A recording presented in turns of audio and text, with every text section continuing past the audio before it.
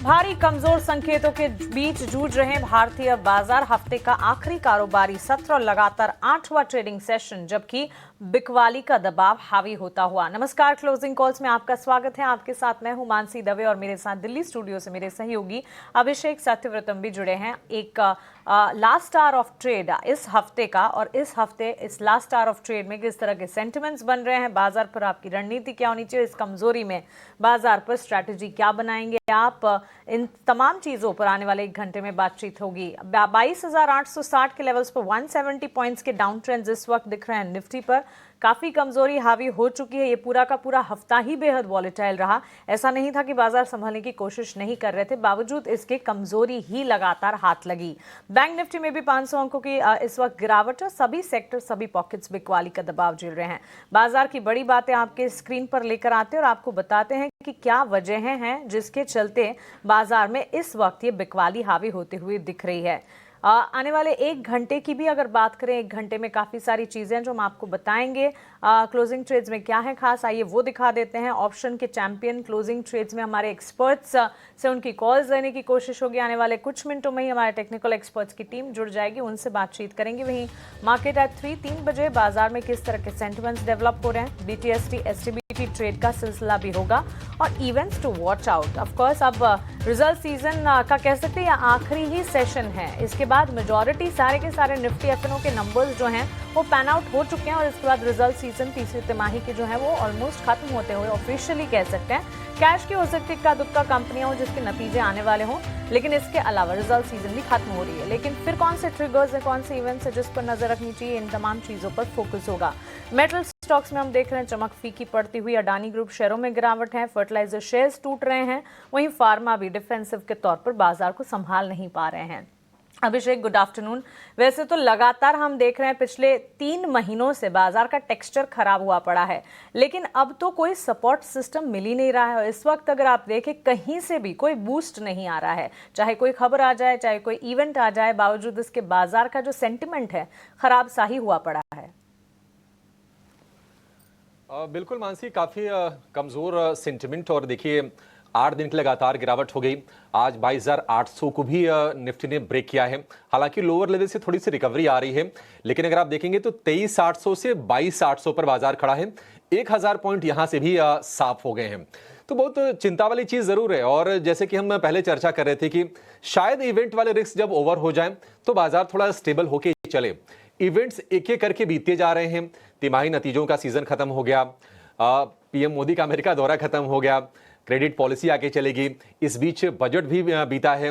Budget के बाद हमने देखा कि 1-2 सत्र में तेजी रही, लेकिन वो तो पूरी की पूरी तेजी ना सिर्फ फिजल आउट हुई है, बल्कि फिर से रिवर्स गियर में बाजार चला गया है और ये भारी भरकम बिकवाली हम देख रहे हैं। एक आंकड़ा इस बीच आया है कि भारतीय बाजार का जो मार्केट कैप है वो $4 बिलियन के भी नीचे चला गया है। और दिसंबर 2023 के बाद ऐसा हुआ है कि मार्केट कैप ये $4 बिलियन के नीचे गया है। सिर्फ अगर हम 2025 की बात करें, अभी ये जो सत्र बीता है, यानी कि 14 दिन फरवरी के, 31 दिन जनवरी के, यानी कि 45 दिन बीते हैं इस महीने में, और उसमें हम देखने की मार्केट कैप में 18% से ज्यादा की गिरावट है। और दुनिया भर में 2025 में भारत का जो बाजार है वो सबसे ज्यादा गिरने वाला बाजार है। 1 साल की अवधि में, अगर 1 साल के टेन्योर को अगर आप देखेंगे, इस दौरान मार्केट कैप की जो कमी है ये हिस्टोरिक है, ये सबसे ज्यादा है। अगर आप भारत के आसपास जिन देशों में मार्केट कैप में कमी आई है, जिम्बाब्वे में 18.3% का, आइसलैंड में 18% का, इन देशों के बाजार के बारे में आपने सुना भी नहीं होगा। लेकिन भारतीय बाजार हम देखिए उनके साथ अब तुलना करना पड़ रहा है गिरावट के मामले में। लेकिन अगर हम जिन बाजारों को हम ट्रैक करते हैं रेगुलर बेसिस पर, अगर उनकी हम बात करें 2025 में, जहां पर मार्केट कैप में बढ़त आई है, अमेरिका में 3% की, चीन जापान में करीब 2.25% की, हांगकांग में करीब 2.25% की, कनाडा में 7% के आसपास की, यूके में भी करीब उतनी ही 7.25% की, और फ्रांस के बाजार में करीब 10% की बढ़त आई है। तो भारतीय बाजार निश्चित तौर पर अंडर परफॉर्म कर रहे हैं। 2025 में सेंसेक्स निफ्टी करीब 2.5% से ज्यादा टूट गए हैं। मिड कैप इंडेक्स की बात करें तो 12%, स्मॉल कैप की बात करें तो 15%। तो चौतरफा बिकवाली का माहौल है। और अगर हम रीजंस की बात करें, एक तो ये देखिए ट्रेड वॉर को लेकर एस्केलेशंस चालू हैं। अमेरिका ने, डोनाल्ड ट्रंप ने रेसिप्रोकल टैरिफ लगाने का फैसला किया है। थोड़ा सा डिले जरूर हुआ है, अभी तारीख नहीं आई है, लेकिन कितना लगेगा, ये देखने वाली चीज होगी। थोड़ी सी बाजार में आशंका इस बात को लेकर होगी।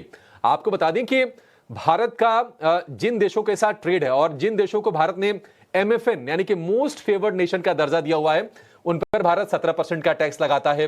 अमेरिका जो है वो करीब करीब 3.25% के आसपास का टैक्स लगाता है। तो ये डिफरेंस है और यही ऐसे डिफरेंस को हाईलाइट कर रहे हैं डोनाल्ड ट्रंप, और वो कह रहे हैं कि वो बराबरी का टैरिफ लगाएंगे। हालांकि उसमें अलग अलग देश के हिसाब से अलग अलग रणनीति बनाएंगे, ऐसी जानकारी भी निकल के आ रही है व्हाइट हाउस के सूत्रों के हवाले से। लेकिन मुश्किलें क्या हैं? एक तो ट्रेड वॉर का डर हो गया, FIs की बिकवाली लगातार चल रही है, उस पर कोई ब्रेक नहीं लग रही है, FIs का भरोसा लौट ही नहीं रहा है, और इसके चलते हम देख रहे हैं कि रुपए पर भी प्रेशर लगातार बन रहा है। आर्थिक आंकड़े जो आए थे जीडीपी के, थोड़े से वो कमजोर साइड पर थे, जो हमने देखा था कि 5.4% तक गिर गई थी जीडीपी। थोड़ा सुधार आया है, लेकिन एक ये पॉइंट है, और वैल्यूएशन गिरे काफी ज्यादा हैं, बट उतने भी अट्रैक्टिव नहीं है कि FIs लौट के आए और यहां पर जम के पैसे लगाएं। कम से कम आंकड़ों में तो हम नहीं देख रहे हैं। तो ये सारी की सारी चिंताएं बाजार के लिए हैं, और लगातार 8वें सत्र में आज शुक्रवार का दिन है, हम बिकवाली का प्रेशर देख रहे हैं। क्रूशियल लेवल आज टूटे हैं, लोअर लेवल से रिकवरी थोड़ी थोड़ी आ रही है। 100 अंक करीब निफ्टी रिकवर हो गया, और निफ्टी बैंक रिकवर हो गया करीब 300 अंक। लेकिन देखिए, ये ऊंट के मुंह में जीरा के समान है। आप लगातार डाउन ट्रेंड में हैं, और ये जो बाउंस है ना, इसका लोग शॉर्ट के लिए भी इस्तेमाल कर रहे हैं। तो जरा एक्सपर्ट से समझते हैं कि लोगों की रणनीति क्या होनी चाहिए। हमारे साथ 3 एक्सपर्ट हैं, अमोल आठवले हैं, तेजस शाह है और लक्ष्मीकांत शुक्ला है। अमोल जी, तेजस जी, लक्ष्मीकांत जी, आप तीनों का बहुत शुक्रिया, स्वागत है टीनो स्वदेश पर। तेजस जी, शुरुआत आपसे करेंगे।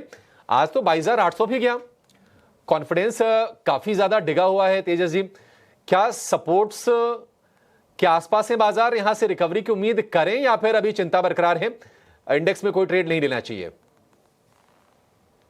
Good afternoon Abhishek ji. देखिए, बाजार की बात करें तो 22,800 का जो लेवल है वो एक लक्ष्मण रेखा की तरह एक्ट कर रहा है। पिछले 2-3 बार वहां पे बाजार ने एक यू टर्न मारा था। आज के सत्र में भी एक नया लो मारा 775 के करीबन, और वापस रिकवरी दी है। और क्लोजिंग बेसिस पे अगर जब तक ये 22,800 का लेवल होल्ड करता है, कोई बड़ा पैनिक नहीं लग रहा है। बट अगर ब्रॉडर मार्केट्स देखेंगे तो ब्रॉडर मार्केट्स में हमने काफी जोरदार बिकवाली देखी है। तो आज का जो क्लोजिंग है, वीकली क्लोज, वो इंपॉर्टेंट रहेगा। अगर 22,800 का अगर लेवल होल्ड करता है तो यहाँ से वापस एक रिलीफ रैली आ सकती है। बट ऊपर में देखेंगे एट द सेम टाइम 23,200 के करीबन एक इमीडिएट बेसिस पे रेजिस्टेंस है, और पोजिशनल जो रेजिस्टेंस है वो 23,500-600 के करीबन है। तो जब तक ये लेवल होल्ड कर रहा है, एक रिलीफ रैली आ सकती है, मार्केट और सीमित दायरे में ट्रेड कर सकता है 22,800 से लेके 23,200 के बीच में। और 23,200 का अगर लेवल ऊपर में निकलता है तो 23,500 तक भी जा सकता है। बट 23,500 23,600 पोजिशनल रेजिस्टेंस है, जब तक निकलेगा नहीं, बाजार एक डाउन ट्रेंड में ही चलता रहेगा। लोअर टॉप लोअर बॉटम के फॉर्मेशन बना रहा है। और ब्रॉडर मार्केट की अगर बात करें तो ब्रॉडर मार्केट में जो बिकवाली का दौर चालू है, उस हिसाब से लग नहीं रहा है कि कोई बड़ी रिकवरी आएगी इमीडिएट बेसिस पे। उम्मीद ही नहीं नजर आ रही। ऐसे में करें तो करें क्या? इस वक्त भले ही हम रिकवरी अटेम्प्ट होती हुई देखते हैं, लेकिन ये तो हर सेशन की बात हो गई कि ड्यूरिंग द ट्रेड सेशन हम देखते हैं वॉलेटिलिटी है, फिर एक बार डेंट आता है, गिरावट आती है, थोड़ा बहुत रिकवर होता है मार्केट, और उसके बाद फिर से बिकवाली के साथ ही क्लोज होता दिखता है। अभिषेक ने सही वाक्य यूज किया, यहाँ पर ऊँट के मुंह में जीरा समान रिकवरी है, क्योंकि गिरावट ही इतनी ज्यादा हो चुकी है। अब यहाँ से अपमूव या बूस्ट कुछ बड़ा होना चाहिए, तभी बाजार के सेंटिमेंट सुधरते दिखेंगे। बहरहाल मुश्किल है इस वक्त हमारे टेक्निकल एक्सपर्ट्स के लिए भी स्टॉक्स का चयन करना, स्टॉक सिलेक्शन करना, लेकिन इस मुश्किल दौर में भी हमारे साथ हमारे एक्सपर्ट्स लगातार हैं और आपको हेल्प कर रहे हैं। क्लोजिंग ट्रेड्स की तरफ आगे बढ़ते हैं और एक्सपर्ट से जानते हैं उनके रेडार पर क्या कुछ है।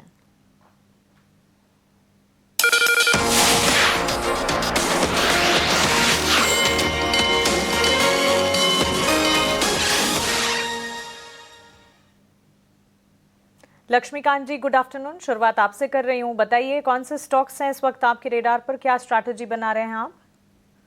गुड आफ्टरनून मानसी जी, और सभी पैनलिस्ट को भी मेरा गुड आफ्टरनून।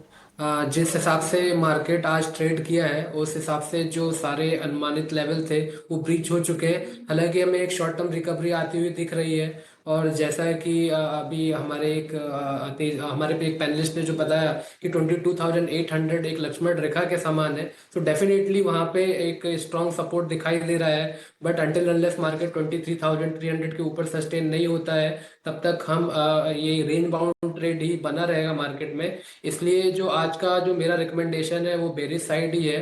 यूनाइटेड स्पिरिट में मुझे सेल लग रहा है। यहाँ पर एक हमें हॉरिजॉन्टल लाइन का ब्रेकडाउन देखने को मिला है चार्ट्स पे। आरएसआई ने बेरिश क्रॉस ओवर दिया है, सो ओवरऑल वीकनेस इस स्टॉक में बना रह सकता है। जो एक्सपेक्टेड टारगेट नजर आ रहे हैं वो 1285 के आ रहे हैं, और हमें स्टॉप लॉस मेंटेन रखना है 1045 का। सो अगर हमें हल्का से बाउंस टूवर्ड दी लेवल्स मिलता है 1370 375, तो 1405 के स्टॉप लॉस के साथ 1285 के टारगेट के लिए हम यूनाइटेड स्पिरिट को शॉर्ट करके चल सकते हैं। कॉल क्लोजिंग ट्रेड्स की और हमारे एक्सपर्ट की तरफ से पहली सेल साइड कॉल आती हुई 1285 के targets towards downside United Spirits में एंटिसिपेट करके चल रहे हैं लक्ष्मीकांत जी। करीब 2.5% की गिरावट है और ज्यादा गिरावट के यहाँ पर आसार नजर आते हैं। अमोल, आप बताइए, गुड आफ्टरनून। आपकी तरफ से भी क्या सेल साइड स्ट्रैटेजी होगी? स्टॉक स्पेसिफिक क्या कुछ है आपके रेडार पर? नमस्ते and good afternoon. I think buying side का ही व्यू है इधर। आवाज आ रही है? जी अमोल, आपकी आवाज आ रही है, बताएं। बाइंग साइड का ही व्यू है। I think short term market का टेक्सचर जरूर वीक है, बट टेम्पररी ओवरसोल्ड भी है। तो बाइंग साइड का ही व्यू है। एक स्टॉक जो मैंने पिक किया है वो ट्रेंडिंग बाय पकड़ के गया है। उसमें से पहला बाय है वो बजाज फिंसर है, जो मार्केट में बिल्कुल कंट्रीब्यूट नहीं हुआ था ये करेक्शन फेज में। पोजिशनल पॉइंट ऑफ व्यू से जरूर देखा जा सकता है। 1830 के आसपास है। पोजिशनली टारगेट निकल के आ रहे हैं 1900 और 1920, और स्टॉप लॉस उसका रहेगा 1785 का। दूसरा मैं कॉन्ट्रा बेट लेना चाहूंगा, जहां पे मुझे टीसीएस एक प्रॉमिसिंग लेवल पे लग रहा है। 3920 के आसपास है। 4050 और 4075, ये एक टेक्निकल अगर बाउंस बैक आता है तो ये टारगेट्स निकल के आ रहे। 3845 स्टॉक का स्टॉप लॉस रहेगा। मंथली और वीकली दोनों पे सपोर्ट लेवल के आसपास टीसीएस ट्रेड हो रहा है। थोड़ा सा मार्केट गिरा, बट उस स्टॉक ने कंट्रीब्यूट नहीं किया है, आज डे हाई के आसपास चल रहा है। मुझे लगता है अगर ये रिवर्सल होता है स्टॉक में तो एक टेक्निकल बाउंस बैक आने वाले दिनों में हम देख सकते हैं। खरीदारी की अमोल की तरफ से टीसीएस और साथ ही बजाज फिनसर्व।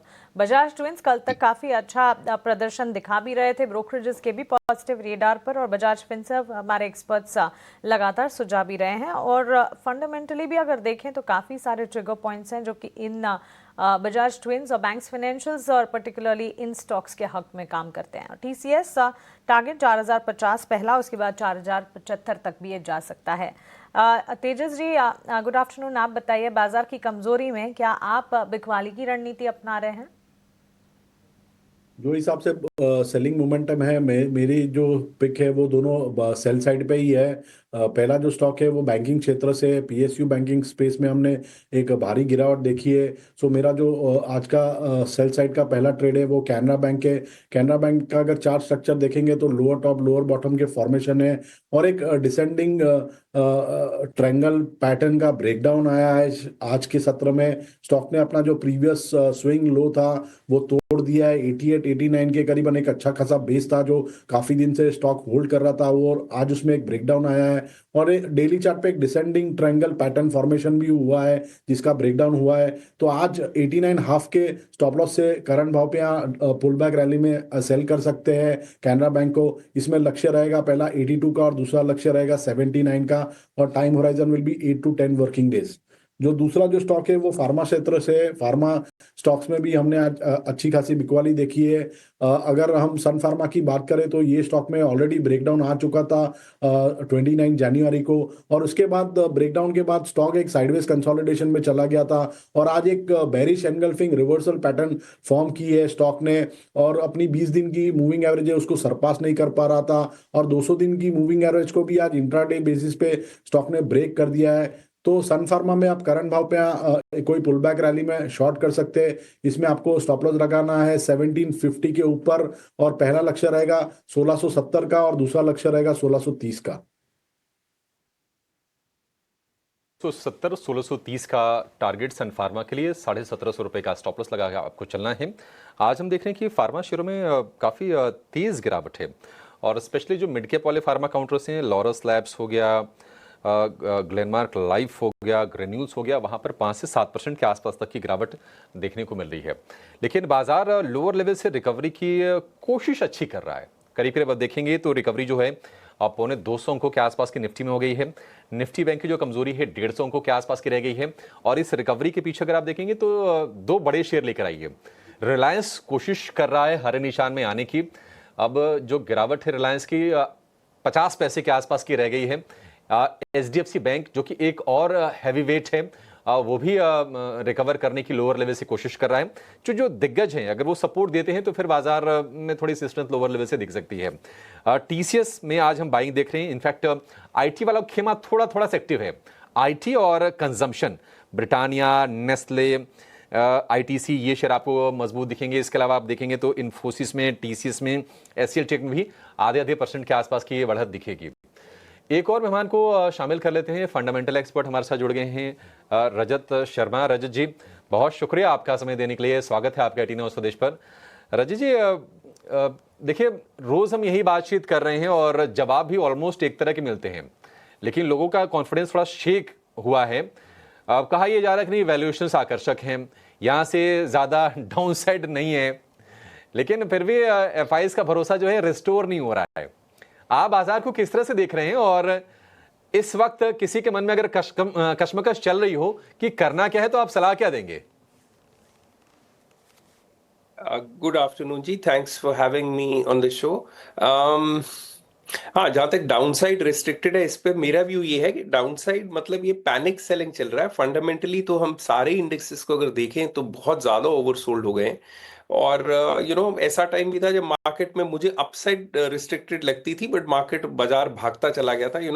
वो एक पुरानी सेइंग है कि वो तेजी की छत नहीं होती, मंदी के पांव नहीं होते। ये कहाँ तक गिरता है पैनिक में और कहाँ तक ऊपर जाता है तेजी में, ये प्रिडिक्ट करना मुश्किल है। फंडामेंटली हम ओवरसोल्ड है। मैं आपको एग्जाम्पल के साथ समझाता हूँ। आज से 5-6 महीने पहले जब निफ्टी हमारा 24.5 के प्राइस अर्निंग मल्टीपल पे ट्रेड कर रहा था, यहाँ से 15% के करीब ऊपर था बाजार, तब सेंटिमेंट बहुत पॉजिटिव था, लोग खरीदना चाह रहे थे। अब वो 24.5 से गिर के प्राइस टू अर्निंग मल्टीपल 20 के आसपास आ गया है, 20.2 आसपास।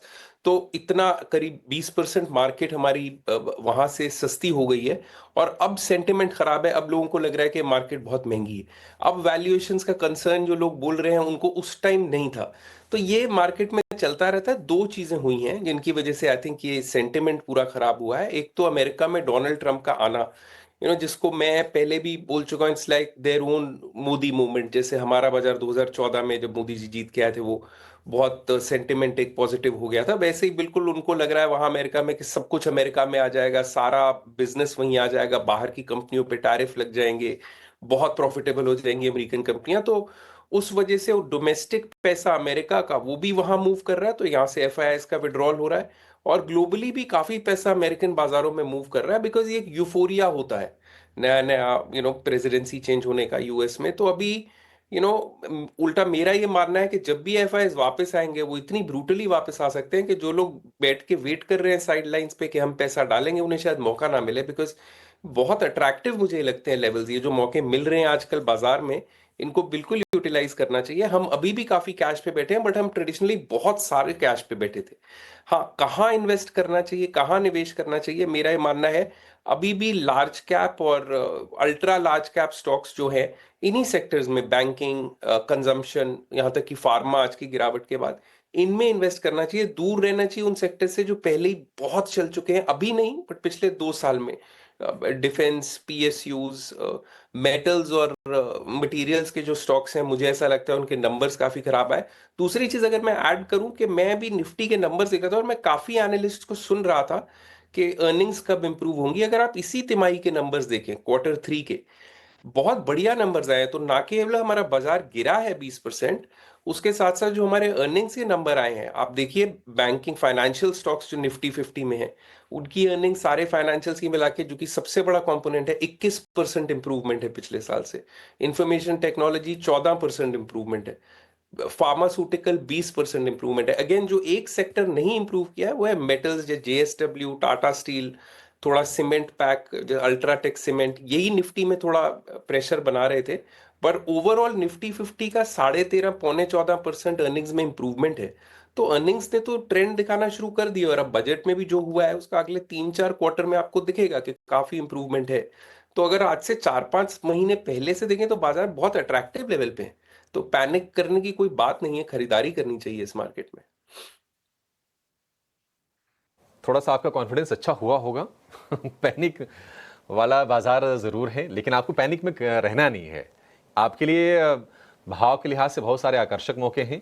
जो सेक्टर जहां से दूर रहना है उसकी भी आपको सूची बता दी है रजत जी ने।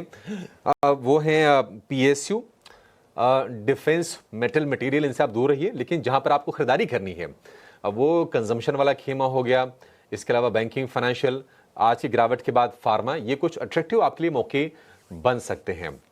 देखिए चलिए ये समझते हैं कि आज इस वीकनेस वाले बाजार में भी ऑप्शंस में अगर आपको ट्रेड करना है तो मौके कहां पर हैं। लेकर आएंगे ऑप्शंस के चैंपियन को।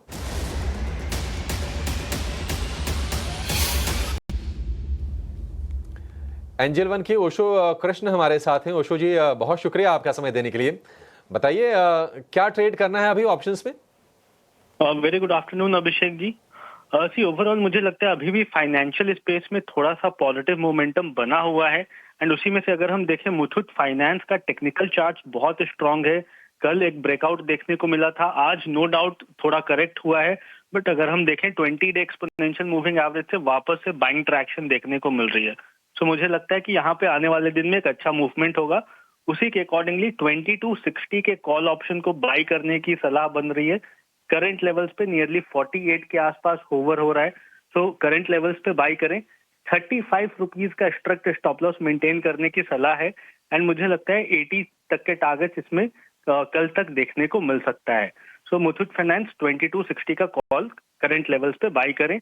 मैक्सिमम प्रॉफिट इस कॉल में नियर अबाउट 8200 के आसपास बनेगा, एंड अगर स्टॉप लॉस ट्रिगर होता है सो मोस्टली 4000 रुपीज का लॉस देखने को मिल सकता है। लॉट के कैलकुलेशन से ये 4125 का अधिकतम नुकसान, लेकिन उसके मुकाबले देखेंगे तो मुनाफा 8250 का। तो रिस्क रिवॉर्ड रेशियो 1:2 का है। 2260 वाली कॉल खरीदी है, 48 से 50 रुपए के बीच में आपको मिल जाएगी। लक्ष्य 80 रुपए का, स्टॉप लॉस आपको लगा के चलना है 35 रुपए का। आज ये शेयर कमजोर है, लेकिन ऑप्शंस के जरिए आपको इसमें बाइंग करने की सलाह दी जा रही है कॉल ऑप्शन में। ठीक है, बढ़िया है मुथूट फाइनेंस को लेकर ये व्यू। लेकिन लास्ट आवर ऑफ ट्रेड में रिकवरी अटेम्प्ट होती हुई करीब 300 अंकों की रिकवरी बैंक निफ्टी में देखी जा रही है। सेंसेक्स ऑलमोस्ट 600 अंक रिकवर करता हुआ और निफ्टी में भी 100-150 अंकों की रिकवरी यहां पर फिलहाल नजर आ रही है। मिड कैप स्पेस में भी काफी बढ़िया रिकवरी ऑलमोस्ट 400 अंकों की इस वक्त देखने को मिली है। इस बीच बाजार में स्टॉक स्पेसिफिक मूव्स की अगर बात करें, ताजा खरीदारी वाले काउंटर्स के सामने जो बिकवाली हो रही है वो फहरिस्त काफी बड़ी और लंबी है। Deepak nitrite chemical, specialty chemical space पर अगर फोकस करें, और अमोल एक बार आपसे जानना चाहेंगे, ये स्टॉक में गिरावट है एंड ऑफ कोर्स रिजल्ट के बाद इसमें गिरावट है, लेकिन इसकी गिरावट ने मानो पूरे के पूरे सेक्टर का ही मूड बिगाड़ा है। अब एक तो हाई रॉ मटेरियल कॉस्ट जो कि मार्जिन्स को इम्पैक्ट कर रही है, इसके साथ ही temporary rise of feedstock prices में देखने को मिला है, ये भी एक कारण है। दीपक नाइट्राइट टेक्निकली आपके लिए चार्ट्स इस वक्त यहाँ से कितनी डाउनसाइड आपको दिखाते हैं? 15% तो टूट गया है स्टॉक।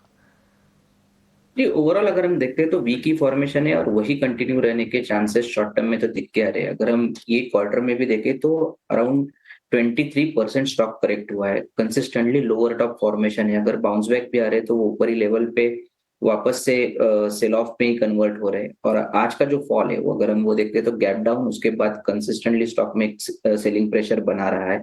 मुझे लगता है ये वीक जोन में ही है और ये और थोड़ा सा वीक हो सकता है। अगर टेक्निकल पुल बैक के लिए कोई देख रहा है तो मुझे लगता है 1960 ये मिनिमम क्राइटेरिया रहेगा। अगर 1960 के ऊपर स्टॉक ट्रेड होता है तो वहां पे एक टेक्निकल बाउंस बैक इंट्राडे या 1-2 दिन के लिए देखने को मिल सकता है। ऑन द डाउन साइड अगर आप बोल रहे हैं तो ये कहीं ना कहीं 1850 या 1860 की तरफ जाता हुआ देख के चार्ट्स पे दिख के आ रहा है।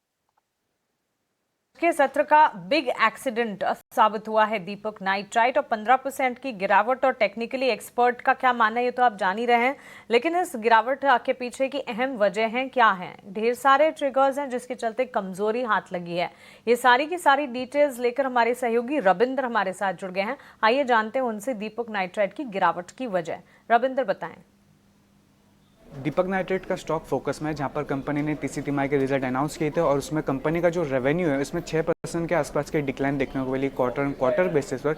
वहीं अगर बात करें नेट प्रॉफिट की, तो नेट प्रॉफिट में भी अच्छा खासा डिक्लाइन देखने को मिला है, जो 194 करोड़ से घटकर 98 करोड़ पर देखने को मिला क्वार्टर बेसिस पर। वहीं अगर बात करें मार्जिन्स की, तो मार्जिन्स में भी अच्छा खासा डिक्लाइन देखने को मिला है, करीब 600 बेसिस पॉइंट का, जो 14.6% से घटकर 18.8% पर देखने को मिला है। तो ओवरऑल जो Q3 में दीपक नाइट्रेट के नंबर आए थे वो वीक थे, जिसके चलते शेयर्स में भारी गिरावट देखने को मिल रही है। और कुछ की ट्रिगर है इस फॉल के लिए, जैसे कि जो हाई रॉ मटेरियल कॉस्ट के चलते कंपनी के मार्जिन्स में इम्पैक्ट देखने को मिला, और जो डिले है इन डिमांड और स्लो रिकवरी इन एग्रोकेमिकल्स में देखने को मिला। हाई रॉ मटेरियल प्राइसेस और एक्सेसिव सप्लाई जो है फ्रॉम चाइना से वो भी देखने को मिला, और प्रॉफिट में भी डिक्लाइन देखने को मिला, temporary rise in feed stock prices के चलते। और जो इम्पैक्ट्स है और ड्यूटी हेड के, जैसे कि इंटरमीडिएट्स जैसे कि DSDA जो है अभी भी लो बेस पे जो है लो प्राइस पे इंपोर्ट करती है, और गवर्नमेंट ने जो है इन्वेस्टिगेशन स्टार्ट किया है डंपिंग को लेकर, और जो डिमांड है वो नॉर्मलाइज हो सकती है इस इन्वेस्टिगेशन के बाद। लेकिन जो परफॉर्मेंस प्रोडक्ट का जो आउटलुक है वो अभी भी अनचेंज है। अगर बात करें दीपक नाइट्रेट की सेगमेंट परफॉर्मेंस की, तो उसमें फिनोलिक्स जो है उसमें 5% की डिक्लाइन देखने को मिली। वहीं अगर बात करें एडवांस इंटरमीडिएट्स में, तो उसमें जो है 9% की डिक्लाइन देखने को मिली। अगर बात करें स्टॉक परफॉर्मेंस की, तो पिछले एक महीने में स्टॉक में जो है 18% की गिरावट देखने को मिली। वहीं अगर 6 महीने की बात करें, तो 6 महीने में भी जो 33% के आसपास की गिरावट देखने को मिली। बिल्कुल रविंदर, शुक्रिया। ये गिरावट और डाउन ट्रेंड के पीछे के सारे कारण हमारे व्यूवर्स के बीच रखने के लिए, हमारे साथ शेयर करने के लिए। आगे बढ़ते हुए हमारी पैनल पर एक और गेस्ट जुड़ गए हैं, एंजल वन के देवांग शाह हमारे साथ जुड़े हैं। Devang, good afternoon. बताइए इस वक्त मार्केट के करंट सेंटिमेंट्स को देखते हुए आपकी रीडिंग, आपकी स्ट्रैटेजी क्या कुछ कहती है? और क्योंकि इस वक्त ऑलमोस्ट आधा घंटा ही बचा है अब क्लोजिंग को लेकर, तो कोई BTST STBT ट्रेड्स अगर आपकी तरफ से हैं तो बताइएगा। Very good afternoon. तो बात करें मार्केट में, डेफिनेटली हमने काफी वॉलेटाइल मार्केट देखा है पास्ट फ्यू डेज में। जहां तक सपोर्ट की बात करें, इमीडिएट सपोर्ट 22,750 का इंपॉर्टेंट सपोर्ट है। निफ्टी ने वहीं से ही हमें देखा एक रिवर्सल देखने मिला, तो आई थिंक ये लेवल अगर होल्ड कर दो तो पॉसिबल है 23,100 अराउंड हमें लेवल देखने मिल सकते थे। रेंज बाउंड हमें ये रेंज में देखने मिल सकता है मार्केट। तो स्टॉक स्पेसिफिक एक्शन में ही सलाह रहेगी। तो यहाँ पे खरीदने की सलाह है भारतीय एयरटेल। ओवरऑल स्ट्रक्चर देख रहे हैं भारतीय एयरटेल का काफी स्ट्रॉन्ग स्ट्रक्चर है, इतने गिरावट के बाद भी स्टॉक्स ने एक अच्छा एक पैटर्न बनाया ना डेली चार्ट। तो भारतीय एयरटेल खरीदने की सलाह है। स्टॉप लॉस रखना है 1680, टारगेट है 1770। 170 के टारगेट होंगे भारतीय एयरटेल के लिए। और आज सुबह सुबह भारतीय एयरटेल को लेकर हमारे 2 एक्सपर्ट्स का कन्वेंशन था, और हम देख रहे हैं कि हल्के से गेंस हैं, लेकिन कमजोरी का शिकार ये शेयर नहीं हुआ है, ये अच्छी चीज़ है। लगातार स्ट्रक्चर इसका मजबूत रहा है। कंजम्पशन वाले शेयरों को लेकर रजत जी ने कहा कि आपका कन्विक्शन होना चाहिए। आज हम देख रहे हैं कि कंजम्पशन में ब्रिटानिया, नेस्ले, ITC, ये तमाम शेयर आज मजबूती के साथ कारोबार करते हुए दिख रहे हैं। कंजम्पशन में तेजस जी कोई ऐसा शेयर बताएंगे आप, थोड़ा सा मान लीजिए किसी को लंबा रखना हो, कहां पर आपको लगता है कि चार्ट स्ट्रक्चर अच्छे हैं इस वक्त?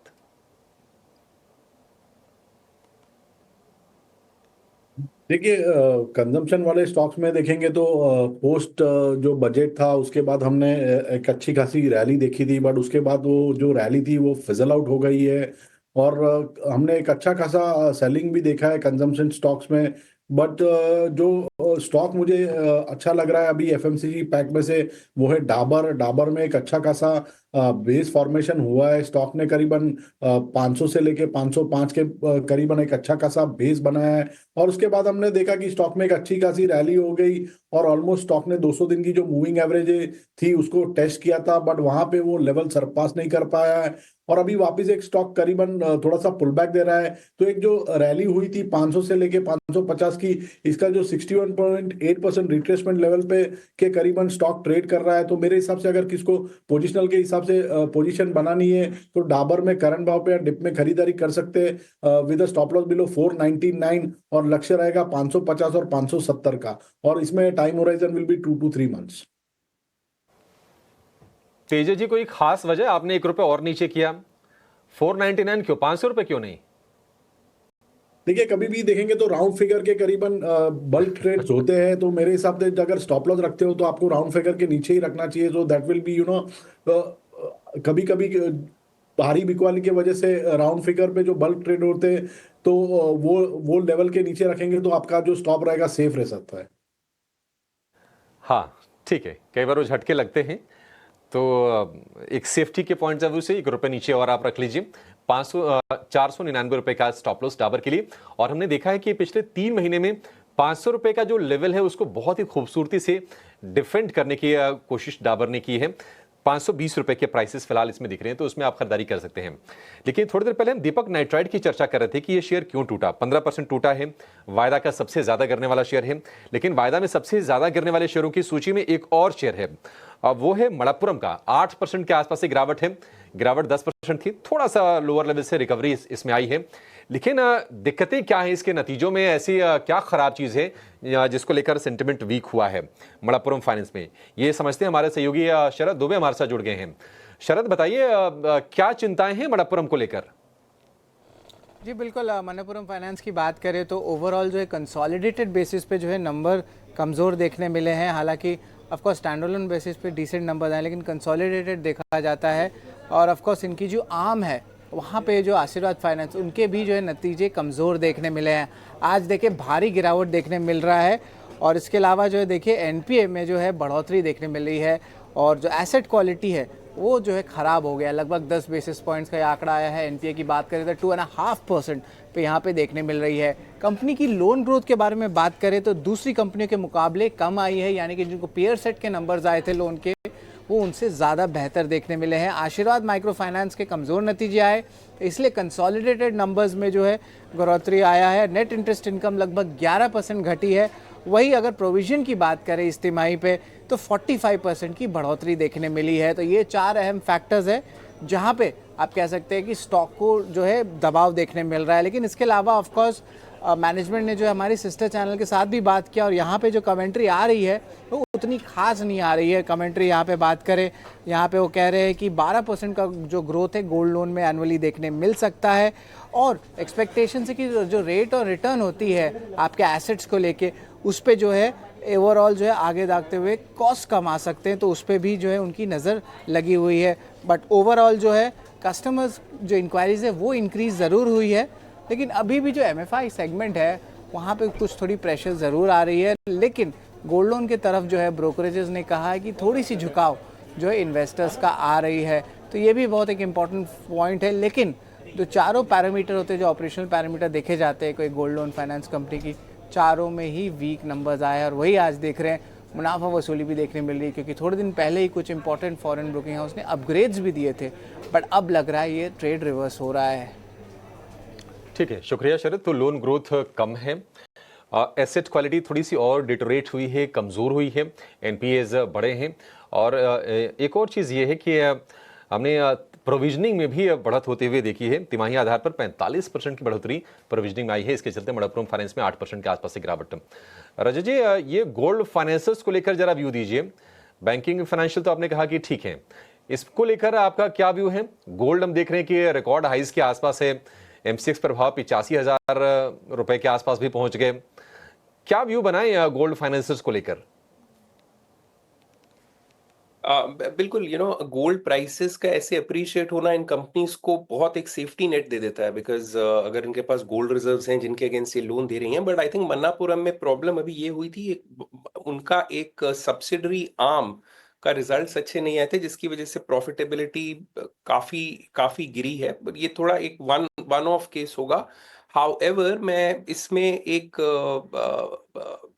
बात ऐड कर दूं जो मैंने कल ट्वीट पे भी लिखी थी, और ये मेरा मानना है कि मन्नापुरम और जितनी भी गोल्ड लोन कंपनीज अगर आप देखेंगे आज, वो सारी की सारी मिड कैप सेगमेंट में, चाहे वो मुथूट हो चाहे मन्नापुरम हो। आई थिंक मन्नापुरम का मार्केट कैपिटलाइजेशन करीब 15,000 करोड़ का है, और मिड कैप और स्मॉल कैप ऐसी स्पेस है जहां इतना ज्यादा फ्रॉथ है, इतना ज्यादा फ्रेंजी है, इतना लोगों ने इन्वेस्ट किया हुआ है, जब थोड़े बहुत भी रिजल्ट खराब आते हैं या एक्सपेक्टेशन से कम आते हैं तो बहुत तेज बिकवाली आती है, और वहीं इसकी अपसाइड रिस्ट्रिक्टेड रहेगी। अच्छे रिजल्ट्स पे ये इतनी तेज भागेंगे नहीं। मैंने कल इसका एक एग्जांपल दिया था। अगर आप देखें, खासकर मिड कैप और स्मॉल कैप म्यूचुअल फंड्स जो हैं, उनमें जो स्टॉक्स खरीदे हुए हैं उन्होंने, उनकी वजह से इन कंपनियों के वैल्यूएशन इतने ज्यादा हो गए हैं। और ये आपको बार बार देखने को मिलेगा। इसीलिए मैंने बार बार इस बात पे जोर दिया है कि आपको अपना पोर्टफोलियो थोड़ा शफल इस तरीके से करना चाहिए कि आप अगर कंजम्पशन में भी स्टॉक्स खरीद रहे हैं और बैंकिंग में भी खरीद रहे हैं, जो कि मेरे फेवरेट सेक्टर्स हैं अभी, या टेक्नोलॉजी, उसमें भी आप लार्ज कैप्स में स्टिक करें। बिकॉज अगर मैं आपको एक एग्जांपल दूं जो मैंने कल दिया था कि निप्पॉन स्मॉल कैप फंड, जिसका करीब 57,000 करोड़ का मार्केट कैप है, सॉरी एसेट्स अंडर मैनेजमेंट है, उसका 0.65% थोड़ा इन्वेस्टेड है कंपनी में रेट गेन टेक्नोलॉजीज में, जिसका मार्केट कैप ही 7,500 करोड़ है। तो अगर किसी वजह से इस फंड में 4-5% की बिकवाली आती है तो इनको करीब करीब 30 करोड़ का वो एक शेयर बेचना पड़ेगा विद इन 1 वीक।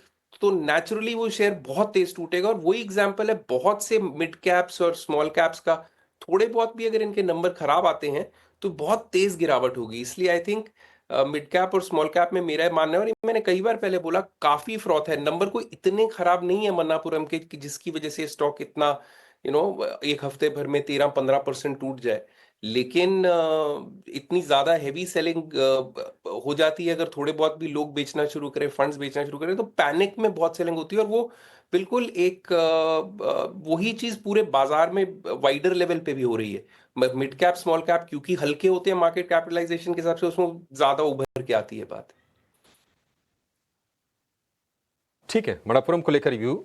लेकिन देखिए 29 नवंबर से ना 45 नए शेयर आए थे एफएनओ में, और उन शेयरों की अगर आप लिस्ट देखेंगे ना, मतलब बहुत सारे ऐसे भी नाम आए कि हमें आश्चर्य हो गया, अच्छा ये शेयर क्यों आ गया, जैसे कि HFCL आ गया था।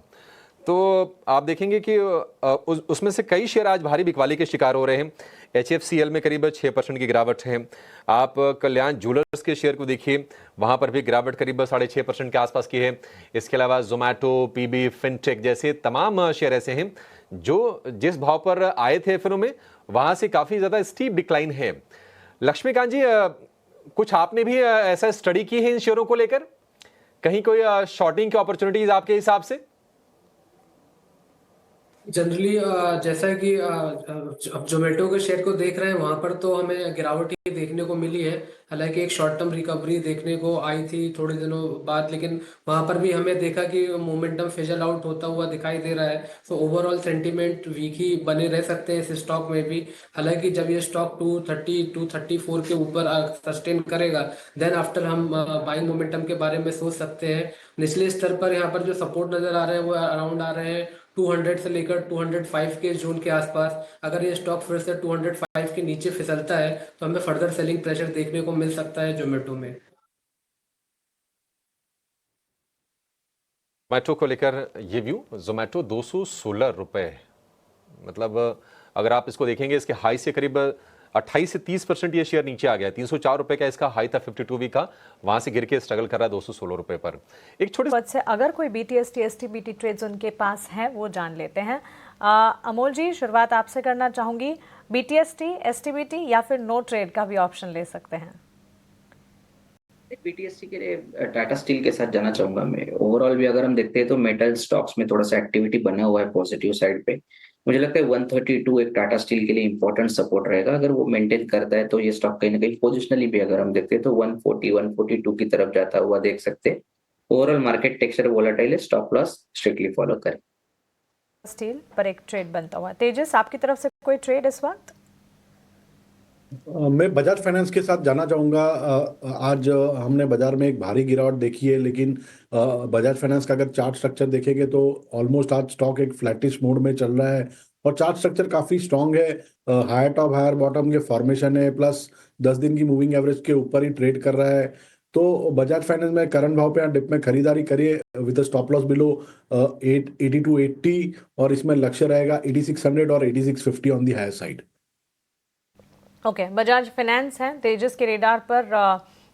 और इसके अलावा अगर आप देखें, कमजोरी बाजार में जरूर है, लेकिन ऐसे में भी स्टॉक स्पेसिफिक मूव्स जरूर देखने को मिल रहे हैं, चुनिंदा ही सही लेकिन दिख रहे हैं। देवांग जी, भारतीय एयरटेल पर आपकी राय हमने जानी, इसके अलावा कोई ट्रेड अगर आप लेकर जाना चाहें?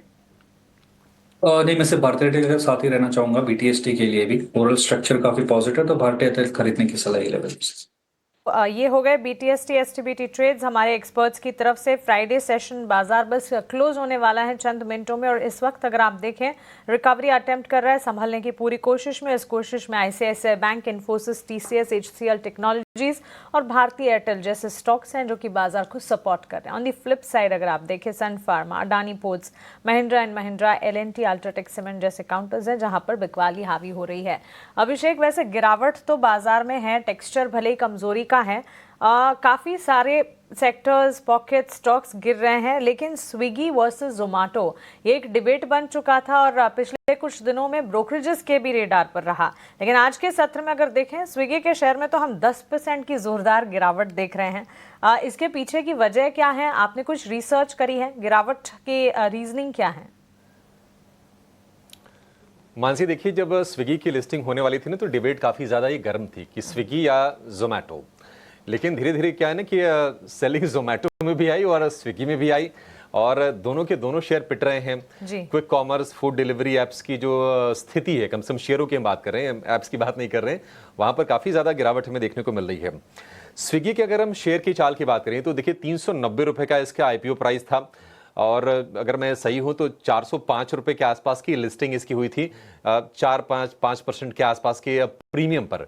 लेकिन लिस्टिंग के बाद क्या कमाल की रफ्तार पकड़ी थी स्विगी के शेयर ने और ये शेयर चला गया था 617 रुपए तक। अब 617 रुपए से अगर आप शेयर को देखेंगे तो 47% की गिरावट है, एक महीने में 28% की, और IPO भाव से अगर इसको देखेंगे तो 16% की गिरावट आ चुकी है। यानी कि जिन्होंने IPO में पैसे लगाए और उसके बाद होल्ड किया इस उम्मीद में कि शेयर और चलेगा, लंबी अवधि का नजरिया रखा। कई बार हम लोग कहते हैं कि लंबी अवधि का नजरिया रखे, लेकिन जिन्होंने लंबा रखा ना उनकी तो फिर यह नुकसान हो रहा है। अच्छा, ये गिरावट हो क्यों रही है? गिरावट के पीछे एक दो रीजन नहीं है, गिरावट के पीछे रीजन कई सारे हैं। एक तो ये कि स्विगी लगातार लॉस मेकिंग है, अभी एक्सपेंशन वाले मोड में भी है, उसके चलते भी खर्चे एलिवेटेड स्तर पर हैं। तो एक रीजन ये है।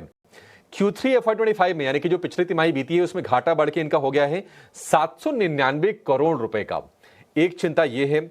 दूसरी चिंता यह है कि कंपटीशन बढ़ा है तो कस्टमर इंसेंटिव या फिर एक्विजिशन कॉस्ट, यानी कि कस्टमर्स को रिटेन करने के लिए जो भी इंसेंटिव्स देते हैं वो देना पड़ रहा है और उसके चलते हम देख रहे हैं कि कंपनी के फाइनेंशियल्स पर असर पड़ रहा है। एक चीज और है कि डार्क स्टोर्स ये लगातार बढ़ा रहे हैं, मतलब जो उनके स्टोर्स हैं जहां से ऑपरेट करते हैं अभी एक्सपेंड कर रहे हैं, तो उस पर खर्चे लगातार बने हुए हैं। तो और वो एक चिंता की बात बनी हुई है। लेकिन हाल फिलहाल पता नहीं आपके पास भी क्या एक्स्ट्रा कैश आया है क्या स्विगी की तरफ से? पता नहीं, बहुत सारे लोगों के पास आया है। ऐसे सोशल मीडिया पर चीजें सर्कुलेट हो रही हैं कि लोगों को 5 लाख रुपए तक के भी फ्री कैश मिले हैं।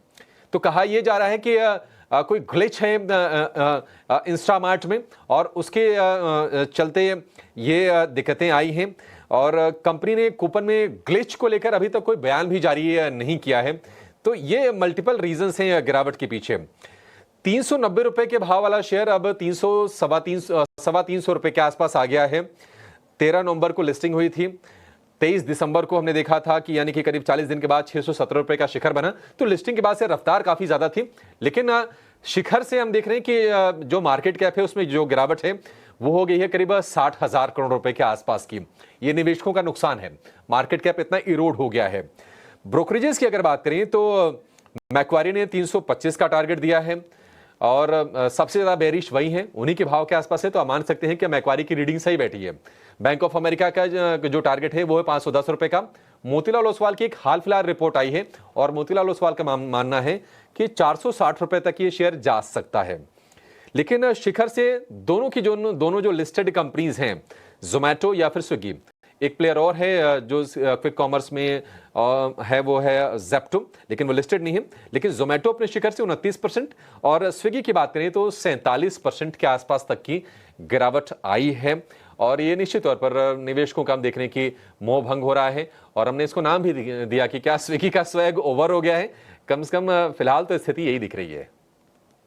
इंटरेस्टिंग है ये और काफी इंटरेस्टिंग नाम भी। अभिषेक, स्विगी का स्वैग क्या कम हो गया है? और of course quick commerce players, ऐसा तो है नहीं कि लोग क्विक कॉमर्स सर्विसेज ले नहीं रहे हैं, डिलीवरी ऑर्डर नहीं कर रहे हैं, बावजूद इसके स्टॉक प्राइसेस जो हैं, इनकी परफॉर्मेंस जो है वहाँ कंसर्न्स है। ये कंसर्न्स मार्केट पार्टिसिपेंट्स के लिए चैलेंजिंग है। शिखर से करीब 29% का गिरना, जोमेटो का, स्विगी का 47% गिरना, ये अपने आप में ही एक कंसर्न साबित होता है। तेजस जी, कोई राय देना चाहेंगे? क्विक कॉमर्स प्लेयर्स में, दोनों ही स्टॉक्स में हम कमजोरी देख रहे हैं और ये कमजोरी शिखर से अगर देखें काफी ज्यादा बढ़ गई है। देखिए, स्विगी की हम बात करें तो स्विगी ने आज एक नया लोअर लो बनाया है, बट जो चार्ट है उसमें थोड़ा डाइवर्जेंस दिख रहा है, पॉजिटिव डाइवर्जेंस। तो आज की जो लोज है वो काफी क्रूशल रहेंगे। स्विगी का जो 325 का लो है, जब तक ये होल्ड करता है, एक हल्की सी पुल बैक रैली आ सकती है। कोई मेजर रैली नहीं है स्टॉक में, क्योंकि ओवरऑल जो चार्ट स्ट्रक्चर है पोजिशनली काफी वीक है। स्टॉक अभी भी 20 दिन, 50 दिन और 200 दिन के मूविंग एवरेज के नीचे ही ट्रेड कर रहा है। बट 325 का एक अहम लेवल है, जब तक ये होल्ड कर रहा है एक माइनर 2 से 3 या 5% तक की रिलीफ रैली आ सकती है स्टॉक में। चलिए, ये एक राय आपको मिलती हुई स्विगी जोमेटो के गिरावट के पीछे की इस वक्त वजह भी आप जान रहे हैं। जुबिलेंट फूड में अमोल जी कुछ करना है? पिछले दिनों हमने देखा कुछ ब्रोकरेज रिपोर्ट्स भी आई जो पॉजिटिव रही और स्टॉक में अगर आप देखें आज के सत्र में भी कमजोर बाजार में संभलने की लगातार कोशिश और इस कोशिश में कामयाबी भी है। करीब 1% का इजाफा 667 के लेवल्स पे स्टॉक ट्रेड करता हुआ। जी, I think pull back formation है और वो कहीं कंटिन्यू रहने के चांसेस चार्ट्स पे दिख के आ रहे हैं। अगर हम 2 दिन से देखेंगे तो स्टॉक में एक बड़े करेक्शन के बाद स्टॉक में बाउंस बैक आया है और आज भी मार्केट इतना वोलेटाइल होने के बाद भी स्टॉक ने अपना पॉजिटिव मोमेंटम कंटिन्यू रखा है। मुझे लगता है 650 या फिर आज का डे लो इंपॉर्टेंट है। अगर वो मेंटेन करता है तो ये पुल बैक सेटअप कंटिन्यू रहेगा। ऑन द हायर साइड कहीं ना कहीं ये स्टॉक 700 की तरफ जाता हुआ दिख रहा है।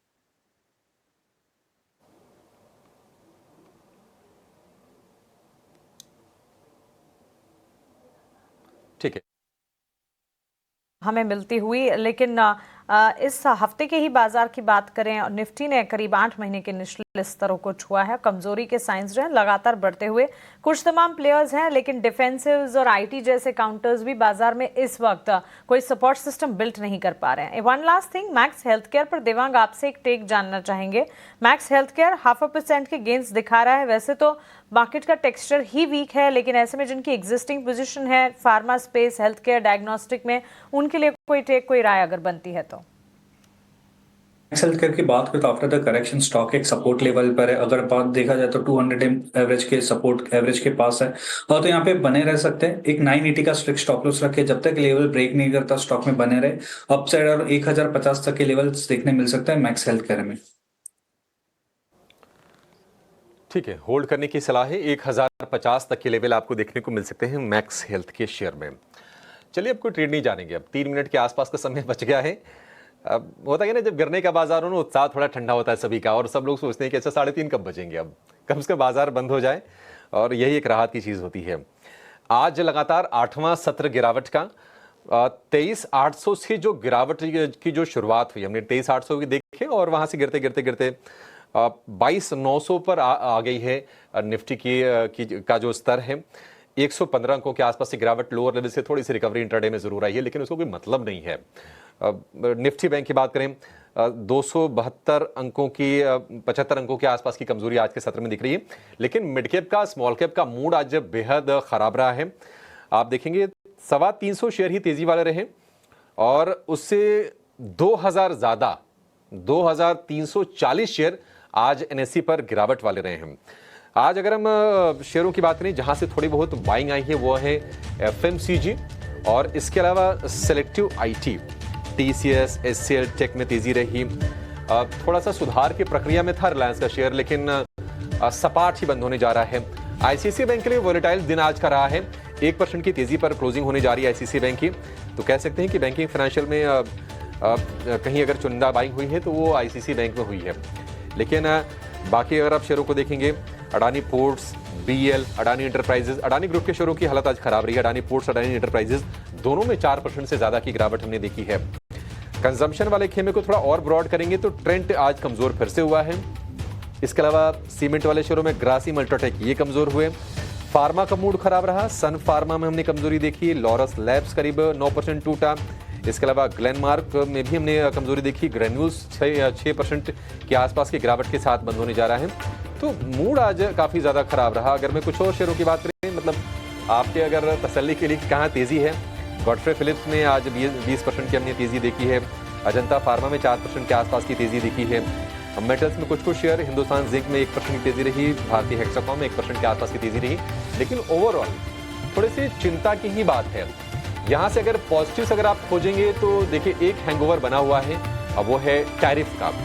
लेकिन कुछ चीज़ें कि इवेंट का रिस्क काफ़ी हद तक कम हो गया है, बाजार ऑलरेडी काफ़ी ज़्यादा नीचे आ गए हैं। एक्सपर्ट्स ये कह रहे हैं कि यहाँ से ज़्यादा डाउनसाइड नहीं है। अगर आपको पोर्टफोलियो बिल्ड करना है, लंबी अवधि की खरीदारी करनी है तो कोई दिक्कत नहीं होनी चाहिए। लेकिन देखिए कन्विक्शन तब आता है ना जब भाव सुधरने शुरू हो जाते हैं। 3 दिन की जब तेज़ी हो जाएगी ना, फिर कोई नहीं कहेगा कि नहीं अब मत खरीदिए। लेकिन जब तक सुधार के संकेत दिखते नहीं है पुख्ता तौर पर, तब तक फिर वो दम लगा के बोलना थोड़ी सी दिक्कत वाली चीज़ हो जाती है। लेकिन ट्रेडर्स के लिए बड़ा ही मुश्किल वक्त है। अगर बायर अगर हैं उसके लिए लगातार चैलेंजेस है। 8 सत्र की लगातार बिकवाली है, 22,900 के आसपास निफ्टी की क्लोजिंग हुई है। और निफ्टी बैंक की बात करें तो 49,000 के लेवल को इंट्राडे में बचाने में कामयाब रहा है। बस ये एक रही है आज की कामयाबी। हालांकि 300 अंकों की गिरावट के साथ निफ्टी बैंक ने भी क्लोजिंग दी है। तो हफ्ते का आखिरी कारोबारी सत्र रहा कमजोरी के साथ, मतलब हमने पांचों दिन नरमी देखी। टोटल अगर देखें तो 8 दिन की लगातार बिकवाली बाजार में हो गई है। कोई ट्रिगर चाहिए, कोई बड़ा ट्रिगर चाहिए। एफआईज अगर नहीं आएंगे ना तब तक मामला बनेगा नहीं। दिक्कत की चीज़ ये है, या फिर आगे जो आंकड़े आए, इन्फ्लेशन काफ़ी कम हो जाए, जीडीपी काफ़ी ज़्यादा बड़े स्ट्रांग हो जाए, मैन्युफैक्चरिंग के बैक टू बैक अच्छे नंबर्स आए, उससे थोड़ा सपोर्ट मिलेगा। लेकिन बिना एफआईज के, कहते हैं ना कि 2 पहिए हैं, बीआईज तो अपना काम कर रहे हैं, एफआईज का सपोर्ट नहीं मिल रहा। वो सपोर्ट मिलना बाजार के लिए बहुत जरूरी है। देखते हैं, रजत जी कह रहे थे कि स्ट्रांग बाइंग आ सकती है एफआईज की आगे, तो अच्छी बात है, हम इंतजार ही कर रहे हैं उस चीज़ का। चलिए फिलहाल इस शो को यहाँ पर समाप्त करेंगे। तेजस जी, देवांग जी, अमूल जी, आप तीनों का बहुत शुक्रिया समय देने के लिए और तमाम शेयरों पर अपनी राय हमसे शेयर करने के लिए। फिलहाल मानसी को और मुझे आप दीजिए इजाजत। एक